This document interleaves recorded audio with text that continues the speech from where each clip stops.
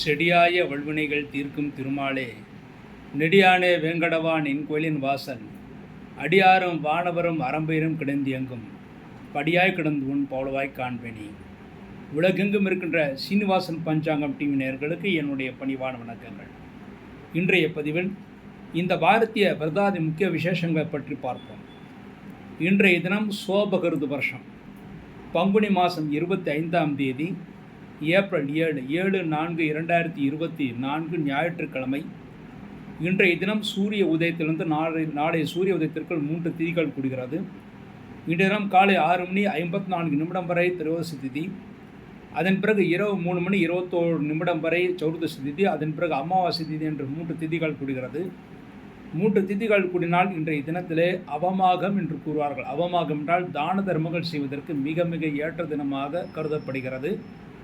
மேலும் உங்கள் ஜாதகத்தில் எப்படிப்பட்ட தோஷங்கள் இருந்தாலும் அந்த தோஷங்களுக்கான பரிகாரங்கள் செய்வதற்கு, நவகிரக சாந்தி செய்வதற்கு, ஆயுஷ் ஹோமம் போன்ற காரியங்கள் செய்வதற்கு மிக ஏற்ற தினமாக அமைந்திருக்கிறது. இன்றைய நட்சத்திரம் பூரட்டாதி நட்சத்திரம். பகல் 12:58 வரை பூரட்டாதி நட்சத்திரம், அதன் பிறகு உத்திரட்டாதி நட்சத்திரம். இன்றைய நாமயோகம் பிராமியம் நாமயோகம், வன்னிசை கடன், நேத்திரம், பூஜ்யம், ஜீவன் அறை என்ற அளவில் இருக்கிறது. பூரட்டாதியும் ஞாயிற்றுக்கிழமையும் சேரும்போது சித்தி யோகம், உத்திரட்டாதியும் ஞாயிற்றுக்கிழமையும் சேரும்போது அமிர்த யோகம் ஆகும். இன்றைய தினம் பகல் 12:58 வரை சித்தி யோகம், அதன் பிறகு அமிர்த யோகம் என்ற அளவில் இருக்கிறது. இன்றைய தினம் மாத சிவராத்திரி.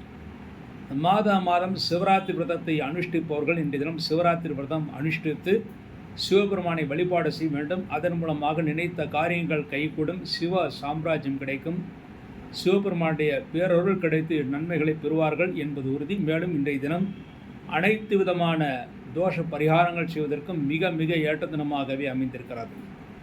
அடுத்து நாளைய தினம் சோபகிருது வருஷம் பங்குனி மாதம் 26ஆம் தேதி ஏப்ரல் 8/4/2024 திங்கட்கிழமை என்று அமாவாசை திதி. திங்கட்கிழமை அமாவாசை திதி என்பது இரவு 11:50 வரை இருக்கிறது. இந்த அமாவாசை திதி திங்கட்கிழமை சேருவது மிகவும் சிறப்பானது. இதற்கு பிரதட்சிண அமாவாசை என்றும் சோமாவதி அமாவாசை என்றும் கூறுவார்கள். நினைத்த காரியங்கள் கைகூடுவதற்காக திங்கட்கிழமை அமாவாசை கலந்த நாளிலே அரச மரத்தை சுற்ற வேண்டும். அவ்வாறு அரச மரத்தை சுற்றினால் நிச்சயமாக நினைத்த காரியங்கள் கைகூடும். உங்களுக்கு எந்த பிரார்த்தனைகள் இருக்கோ அந்த பிரார்த்தனைகளை சொல்லி அதற்குரிய மந்திரங்களையோ அல்லது அதற்குரிய பாராயணங்களையோ சொல்லி நீங்கள் அரச மரத்தை இன்றைய தினத்திலே, அதாவது திங்கட்கிழமை அமாவாசை கூடிய நாளை தினத்திலே சுற்றினால் நிச்சயமாக நினைத்த காரியங்கள் கைகூடும். 3 அல்லது 6 மாதத்திற்குள் நிச்சயமாக நன்மைகளை கிடைக்கும். பலருக்கு எவ்வளவோ தோஷ பரிகாரங்கள் செய்தும் திருமணம் ஆகாமல் இருக்கிறது, சிலருக்கு குழந்தை பாக்கியம் கிடைக்காமல் இருக்கிறது, சிலருக்கு தொழில் விருத்தி இல்லாமல் இருக்கிறது. இதற்கெல்லாம் நம்முடைய பஞ்சாங்கத்தில் 20-21 பக்கத்திலே மந்திரங்கள், அதாவது எளிமையாக பாராயணம் செய்யக்கூடிய மந்திரங்களை கொடுத்திருக்கிறோம். அந்த மந்திரத்தை நீங்கள் பாராயணம் சொல்லி நிச்சயமாக இந்த அரச மரத்தை திங்கட்கிழமை என்று சுற்றினால் நிச்சயமாக நல்ல பலன்களை ஏற்படுத்தி கொடுக்கும். பொதுவாக தொழிலிலே விரோதங்கள் போவதற்காக, தொழிலே விருத்தி அடைவதற்காக சுதர்சன மாலா மந்திரம் என்று சொல்லக்கூடிய மாலா மந்திரம் நம்முடைய பஞ்சாங்கத்திலே இருக்கிறது.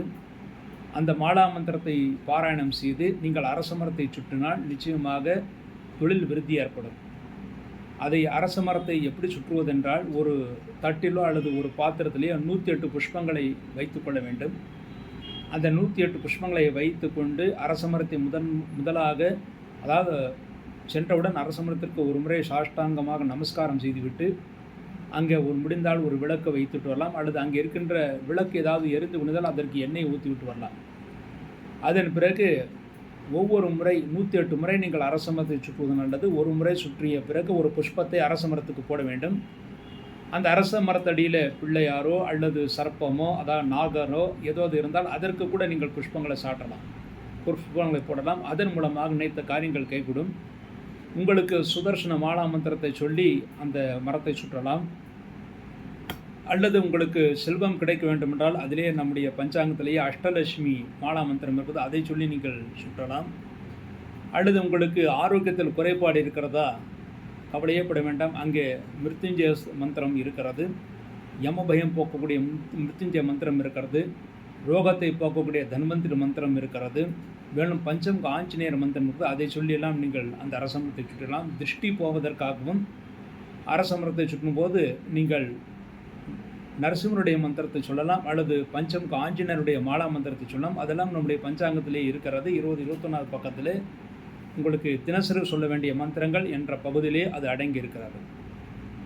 மேலும் திருமணமாகாதவர்களுக்கு சுயம்பரா பார்வதி மந்திரத்தை சொல்லி நீங்கள் அந்த சுற்றலாம்.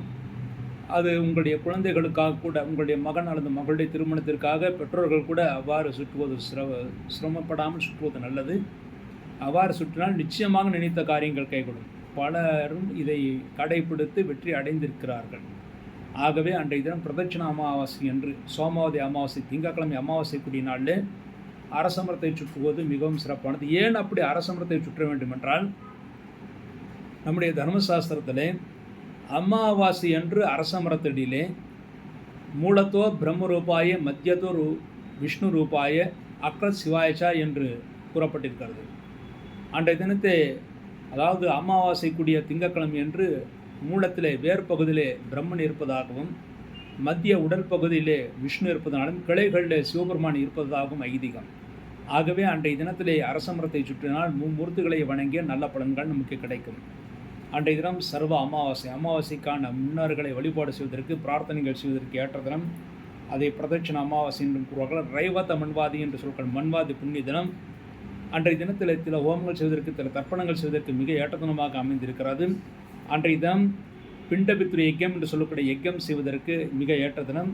அன்றைய தினம் ரேவதி நட்சத்திரமாக வருவதனால், அதாவது திங்கட்கிழமை அமாவாசை கூடிய நாளில் 10 மணிக்கு பிறகு ரேவதி நட்சத்திரம் நாள் முழுதுமாக இருப்பதனால் அன்றைய தினத்தில் பெரிய பெருமாள் அதாவது பெரிய பெருமாளுடைய திருநட்சத்திரம், பெரிய பெருமாள் என்று போற்றப்படுபவர் ஸ்ரீரங்கம் ரங்கநாதர், ரங்கநாதருடைய திருநட்சத்திரம். ஆகவே அன்றைய தினம் ரங்கநாதரை வழிபாடு செய்வதற்கும் மிக ஏற்ற தினமாக அமைந்திருக்கிறது. அடுத்து செவ்வாய்க்கிழமை, சோபகிருது வருஷம் பங்குனி மாதம் 27ஆம் தேதி ஏப்ரல் 9/4/2024 செவ்வாய்க்கிழமை. செவ்வாய்க்கிழமை என்று பிரதம திதி, இரவு 8:31 வரை பிரதம திதி, அதன் பிறகு துதிய திதி. அன்றைய தினம் காலை 7:32 வரை 7:32 வரை ரேவதி நட்சத்திரம். அதன் பிறகு அன்றைய தினத்திலேயே மறுநாள் விடியற்காலை 5:06 வரை அஸ்வினி நட்சத்திரம். அதன் பிறகு பரண நட்சத்திரம் என்று 3 திதிகள் நட்சத்திரங்கள் கூடுகிறது. அன்றைய தினம் வைத்திருத்தி நாமிகம். அன்றைய தினம் கிறிஸ்து கணக்கணம் நேத்திரம் ஜீவன் இரண்டும் 0 என்ற அளவில் இருக்கிறது. பொதுவாக அமாவாசை என்றும் அமாவாசைக்கு அடுத்த நாளும் நேத்திரம் ஜீவன் இரண்டும் 0ஆகவே இருக்கும். அன்றைய தினத்தில் 60 நாளைக்கு சித்தியோகம். ரேவதி அஸ்வினி பரணி இந்த 3 நட்சத்திரங்கள் செவ்வாய்க்கிழமை சேரும்போது சித்தியோகம். ஆகவே அன்றைய தினம் நாள் முழுதுமாக 60 நாளைக்கு சித்தியோகமாக இருக்கிறது. அன்றைய தினம் பஞ்சாக்கத்தில் சுவேத வராக கல்பாதி என்று போடப்பட்டிருக்கும். கல்பாதி புண்ணிய தினம். சுவேத வராக கல்பாதி என்றால், சுவேதம் என்றால் வெள்ளை பன்றி. வெள்ளை பன்றியால், அதாவது வராக அவதாரம் எடுத்த அந்த பெருமாள் வராக அவதாரம் எடுக்கும்போது, வெள்ளை பன்றியாக அவதாரம் எடுக்கும்போது இந்த பூமியை மேலே எழுப்பப்பட்ட நாள். அதை சம்பஸ்ராதி என்றும் கூறுவார்கள், அதாவது உலகின் முதல் தினம் என்றும் கூறுவார்கள்.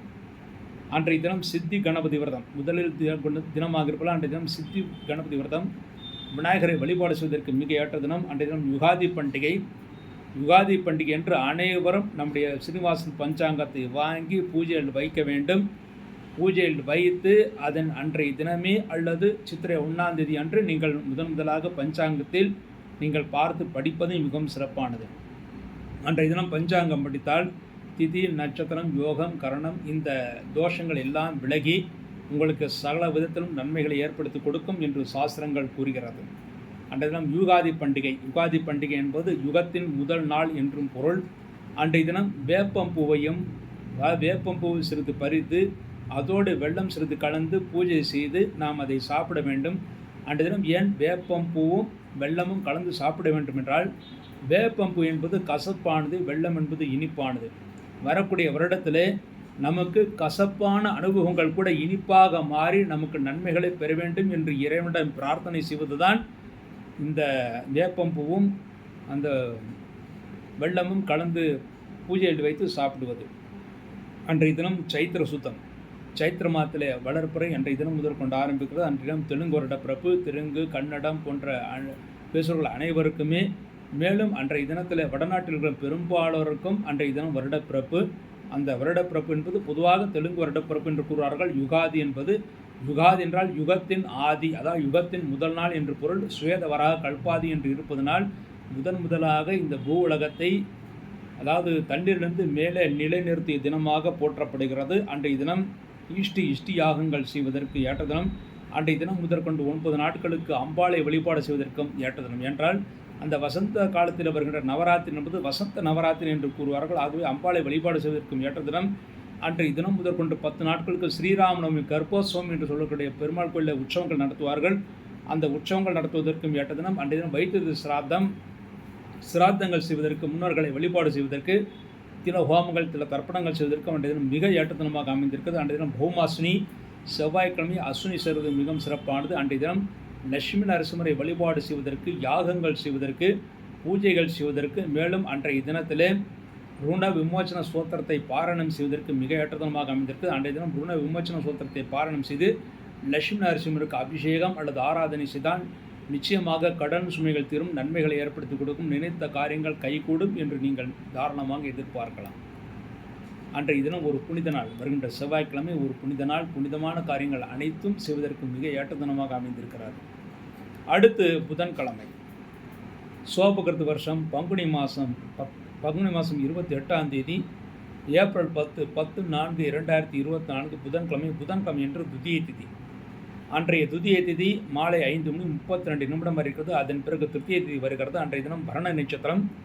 அன்றைய பரணி நட்சத்திரம் இரவு 3:05 வரை. அதன் பிறகு கிருத்திகை நட்சத்திரம், விஷ்கம்பம் நாமயுகம், பாலவகரணம், நேத்திரம் பூஜ்யம், ஜீவன் அறை என்ற அளவில் இருக்கிறது. பரணியும் புதன்கிழமை சேரும் போது சித்தியோகம், கிருத்திகையும் புதன்கிழமை சேரும் போது அமிர்த யோகம். ஆகிய புதன்கிழமை என்று நாள் முழுதுமாக அமிர்த யோகம் சித்தியோகமாக இருக்கிறது. அன்றைய தினம் சந்திர தரிசனம், 3ஆம் பிறை தெரியக்கூடிய தினம். அதாவது யுகாதி ஆரம்பித்து முதலாக பிறை தெரியக்கூடிய தினம். அதை 3ஆம் பிறை தரிசனம் செய்யக்கூடிய தினமாக அன்றைய தினம் அமைந்திருக்கிறது. அன்றைய தினம் வியாதியஸ்தர்கள் குளிப்பதற்கு, முதலாக வியாதியஸ்தர்கள் சில நாட்கள் கழித்து குளிப்பதற்கும் ஏற்ற தினம். அன்றைய தினம் கதிர் அறுப்பதற்கு, விவசாயிகள் கதிர் அறுப்பதற்கு அன்றைய தினம் மிக ஏற்ற தினமாக அமைந்திருக்கிறது. மாடு வாங்குவதற்கு, விவசாயத்துக்கு தேவையான மாடுகள் வாங்குவதற்கு, அடுப்பு வைப்பதற்கு, தானியத்தை களஞ்சியத்தில் வைப்பதற்கு போன்ற அனைத்து நல்ல காரியங்களுக்கும் அன்றைய தினம் மிக மிக ஏற்ற தினமாக அமைந்திருக்கு. புதன்கிழமை ஓரளவு நல்ல நாளாகத்தான் இருக்கிறார்கள். அடுத்து வியாழக்கிழமை, சோபகிருத்து வருஷம் பங்குனி மாதம் 29ஆம் தேதி, ஏப்ரல் 11/4/2024 வியாழக்கிழமை. வியாழக்கிழமை என்று திருத்தியை திதி. அன்றைய திருத்தியை திதி பகல் 3:03 வரை இருக்கிறது. அதன் பிறகு சதுர்த்தி திதி வருகிறது. அன்றைய நட்சத்திரம் கிருத்திகை நட்சத்திரம். இரவு 1:38 வரை கிருத்திகை நட்சத்திரம். அதன் பிறகு ரோகிணி நட்சத்திரம், பிரீத்தி நாமயுகம், அதன் பிறகு ஆயுஷ்மான் நாமயுகம், கரசீகரணம், நேத்திரம் பூஜ்யம், ஜீவன் அறை என்ற அளவில் இருக்கிறது. கிருத்திகையும் ரோகிணியும் வியாழக்கிழமை சேரும்போது மரணயோகம். ஆகிய வியாழக்கிழமை என்று நாள் முழுதுமாக 60 நாளைக்கு மரணயோகமாக இருக்கிறது. அன்றைய தினம் சுபகாரியங்கள் தவிர்க்கப்பட வேண்டும். அன்றைய தினம் உத்தம மண்பாதி என்றால் மண்பாதி புண்ணிய தினங்கள். அன்றைய தினம் கூட சில ஹோமங்கள் செய்வதற்கு, சில தர்ப்பணங்கள் செய்வதற்கு, முன்னோர்கள் விட்டு சென்ற கடமைகளை செய்வதற்கு ஏற்ற தினம். சௌபாகிய கௌரி விரதம், அதாவது இந்த வளர்ப்பிறையிலே வருகின்ற திருத்தியை திதி என்பது சௌபாகியத்தை கொடுக்கக்கூடிய கௌரி விரதம். அன்றைய தினம் அம்பாளை வழிபாடு செய்தால் சகல விதமான சௌபாகியங்களும் ஏற்படும் என்றிருக்கிறது. ஆகவே அன்றைய தினம் அவசியம் அருகில் இருக்கின்ற சிவன் கோயில்களுக்கு சென்று சிவபெருமான் கோயிலில் இருக்கின்ற அம்பாளை வழிபாடு செய்து தயிர் சாதம் நைவேத்தியம் செய்துவிட்டு வர வேண்டும். அதன் மூலமாக நினைத்த காரியங்கள் கைகூடும், எல்லா விதமான சௌபாகியங்களும் கிடைக்கும். உங்கள் வீட்டில் இருந்தவாறியே உங்கள் வீட்டிலேயே அம்பாள் படம் இருந்தால் அதற்கும் நீங்கள் தயிர் சாதம் நைவேத்தியம் செய்து சாப்பிடலாம். அதன் மூலமாக நினைத்த காரியங்கள் கைகூடும், குளிர்ச்சி அடையும் என்று இருக்கிறது. அன்றைய தினம் கிருத்திகை விரதம், முருகனுக்கான கிருத்திகை விரதம் இருந்து முருகனை வழிபாடு செய்வதற்கு மிக ஏற்றத்தனமாக அமைந்திருக்கிறது. கிருத்திகை விரதமான வியாழக்கிழமை என்று முருகப்பெருமானுக்கு 6 விளக்குகள் வைத்து 6 பெண்களை மனதில் நினைத்து, 6 பெண்கள் என்றால் 6 மாதர்களை, வயதானவர்களை நீங்கள் மனதில் வைத்து அவர்களுக்கு அன்றைய தினத்திலே முருகனை வழிபாடு செய்த பிறகு அதன் பிறகு 6 சுமங்கலி பெண்களுக்கு, வயதான சுமங்கலி பெண்களுக்கு மஞ்சள், குங்குமம் போன்றவற்றையெல்லாம் கொடுத்து தட்சிணை கொடுத்து ஆசீர்வாதம் பெற வேண்டும். அதன் மூலமாக நினைத்த காரியங்கள் கைகூடும். முக்கியமாக கிருத்திகை நட்சத்திரத்தில் பிறந்தவர்களுக்கு அந்த கிருத்திகை நட்சத்திர தோஷம் விலகி நன்மைகள் ஏற்பட்டு திருமண பாக்கியம் கிடைப்பதற்காக இவ்வாறு செய்வது மிகவும் சிறப்பானது. அன்றைய தினம் பஞ்சாங்கத்தில் தாராதேவி ஜெயந்தி என்று போடப்பட்டிருக்கும். தாராதேவி ஜெயந்தி என்றால் பொதுவாக பெருமாளுக்கு எப்படி 10 அவதாரங்கள் இருக்கிறதோ அதை போலவே அம்பாளுக்கும் 10 வடிவங்கள் இருக்கிறது. அதில் ஒரு வடிவம் தாராதேவி வடிவம் என்று கூறுவார்கள். தாராதேவி வடிவம் என்பது பெருமாளுடைய வாமன வடிவத்திற்கு ஒப்பானது என்றும் கூறுவார்கள். குரு தோஷத்தை போக்கூடியது.